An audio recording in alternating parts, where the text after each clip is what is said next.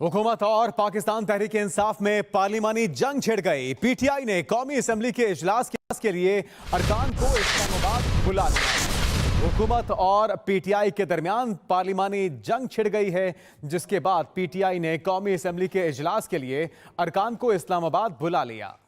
PTI कौमी assembly में वापस आएगी या नहीं, या हुकूमत पीटीआई के अरकान कौमी असम्बली के इस्तीफे मंजूर करेगी, कुछ हतमी तौर पर नहीं कहा जा सकता। पाकिस्तान तहरीक इंसाफ की पार्लिमानी पार्टी ने अरकान कौमी असम्बली को इस्लामाबाद पहुंचने की हिदायत कर दी। पीटीआई की सीनियर क़यादत ने इस्लामाबाद में अहम इजलास तलब किया है, जिसमें कौमी असम्बली में वापसी समेत नए इंतखाबात के हवाले से मुशावरत की जाएगी। ज़राए का कहना है पीटीआई के अरकान कौमी असम्बली में वापस जा सकते हैं, और अगर ये फैसला किया जाता है तो पीटीआई कौमी असम्बली में कायदे हिज़्ब इख्तिलाफ की सीट संभालने की भी बाज़ाब्ता दरख्वास्त देगी।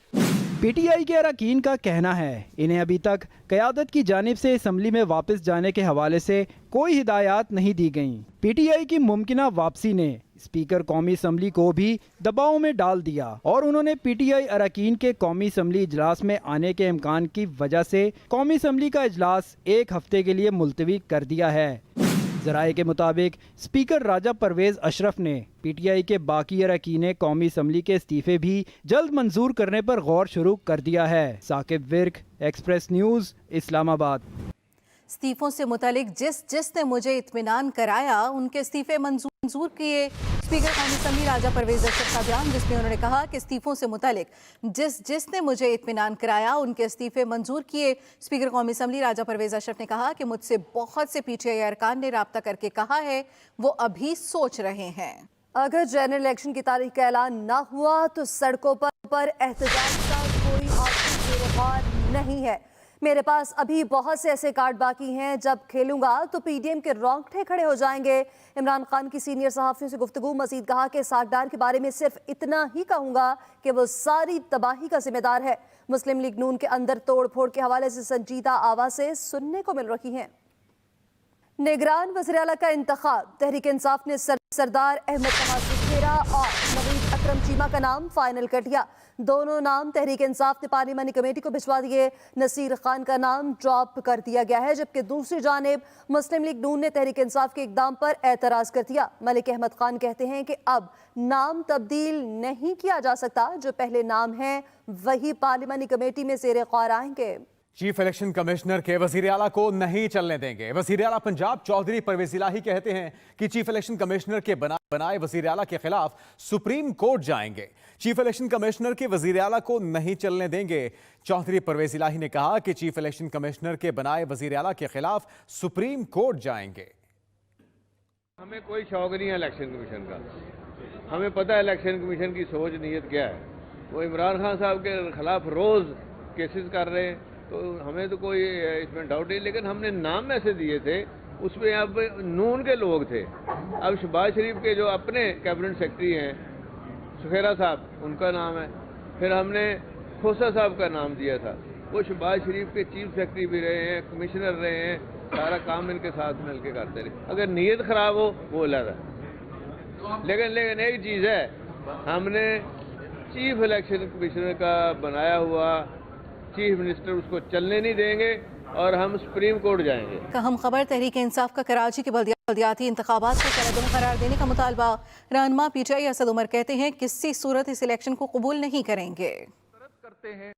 किसी सूरत में कराची इस मुकामी हुकूमत के इलेक्शन को कबूल नहीं करेगा। हम इसको मुस्तरद करते हैं, और हम मुतालबा करते हैं इलेक्शन कमीशन से कि आप मुकम्मल तौर पर नाकाम रहे हैं कराची के अंदर एक साफ शफाफ मुकामी हुकूमत का इलेक्शन करवाने में। आपको मुस्तफी होना चाहिए अपनी सीटों से, इस इलेक्शन को कलअदम करार देना चाहिए, और आपको एक नया इलेक्शन कराना चाहिए कराची के अंदर। और जो कराची वाले जिसको वोट देना चाहते हैं, वो एमक्यूएम को वोट देना चाहते हैं, वो जमात इस्लामी को वोट देना चाहते हैं, वो तहरीक इंसाफ को वोट देना चाहते हैं, जिसको भी वोट देना चाहते हैं, ये कराची का कम से कम हक है, और ये हक किसी तरीके से भी कराची से छीना नहीं जा सकता। امیر جماعت اسلامی کراچی حافظ نعیم الرحمان کہتے ہیں کہ تحفظات دور ہوئے تو پیپلز پارٹی سے بات ہو سکتی ہے، جبکہ صوبائی وزیر سعید غنی کہتے ہیں کہ تحفظات دور کریں گے۔ تفصیل جانیں گے ناصر بٹ سے۔ پیپلز پارٹی اور جماعت اسلامی کے مذاکرات کا پہلا دور بے نتیجہ نکلا۔ جماعت اسلامی نے پاکستان پیپلز پارٹی کے سامنے تحفظات رکھ دیے۔ صوبائی وزیر سعید غنی کی سربراہی میں پیپلز پارٹی کا وفد کراچی میں جماعت اسلامی کے دفتر ادارہ نور حق پہنچا۔ ملاقات کے بعد میڈیا سے گفتگو میں حافظ نعیم الرحمان نے کہا کہ تحفظات دور ہوں گے تو بات آگے بڑھ سکتی ہے۔ ری کاؤنٹنگ ایک لیگل پروسیس ہے، لیکن اس لیگل پروسیس میں اگر انلیگل چیزیں ہوں اور زبردستی کچھ چیزیں شامل کر دی جائیں تو وہ پورا پروسیس فیک ہو جاتا ہے، اور جو کہ عملاً اس وقت ہوا ہے۔ دوسری طرف وزیر محنت سندھ سعید غنی کہتے ہیں کہ جماعت اسلامی کا پیپلز پارٹی کے ساتھ چلنا کراچی کے مفاد میں ہے۔ ان تمام ایشوز کو انشاءاللہ تعالیٰ ہم خوش اسلوبی سے طے کریں گے اور اس کے بعد مزید آگے بات چیت کے مراحل بھی جاری رکھیں گے۔ صوبائی وزیر سعید غنی کہتے ہیں ہم جماعت اسلامی کے ساتھ مل کر شہری اداروں کو ٹھیک کرنا چاہتے ہیں۔ ناصر بٹ، ایکسپریس نیوز، کراچی۔ اور اب بات کرتے ہیں موسم کی، تو آج ناظرین شمالی علاقہ جات میں مختلف علاقوں میں بارش اور پہاڑوں پر برف باری ریکارڈ کی گئی ہے، جبکہ بلوچستان کے پہاڑوں پر بھی برف باری ہوئی۔ ملک کے دیگر علاقوں کی بات کریں تو وہاں پہ موسم سرد اور مطلع جزوی طور پر ابر آلود رہا۔ ملک کے شمالی علاقوں کا موسم برف باری کے باعث شدید سرد رہا۔ گلگت بلتستان کے علاقے سکردو کا درجہ حرارت -12 ڈگری تک گر گیا، جبکہ بابو سر ٹاپ پر کم سے کم درجہ حرارت -11 ریکارڈ کیا گیا ہے۔ اسی طرح سوات کا سیاحتی مقام مالم جبہ جہاں پہ پارا -7 ریکارڈ کیا گیا ہے، اور مری میں بھی درجہ حرارت نقطہ انجماد سے نیچے یعنی کہ -3 تک ریکارڈ کیا گیا۔ اب ایک نظر ڈالتے ہیں اہم شہروں میں آج کم سے کم درجہ حرارت کیا ریکارڈ کیا گیا ہے۔ وفاقی دارالحکومت اسلام آباد میں کم سے کم درجہ حرارت 2 ریکارڈ کیا گیا۔ کراچی میں سورج نکلا رہا اور یہاں درجہ حرارت 9 ڈگری سینٹی گریڈ رہا۔ لاہور کا مطلع ابر آلود اور یہاں کا درجہ حرارت 5 ریکارڈ کیا گیا ہے۔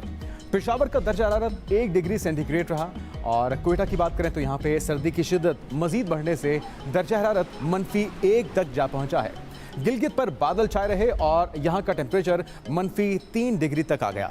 مظفر آباد کا کم سے کم درجہ حرارت 2 ڈگری سینٹی گریڈ ریکارڈ کیا گیا۔ اب ایک نظر ڈالتے ہیں ملک کے مختلف شہروں کے درجہ حرارت پر۔ ملتان میں کم سے کم درجہ حرارت 3 اور فیصل آباد میں 5 ریکارڈ کیا گیا۔ راولپنڈی میں 4، حیدرآباد 11، سکھر 7 اور نواب شاہ میں بھی 7 ڈگری رہا۔ دیر میں پارا -2، ایبٹ آباد بھی -2، سبی 7 اور نوکنڈی میں 3 تک گر گیا۔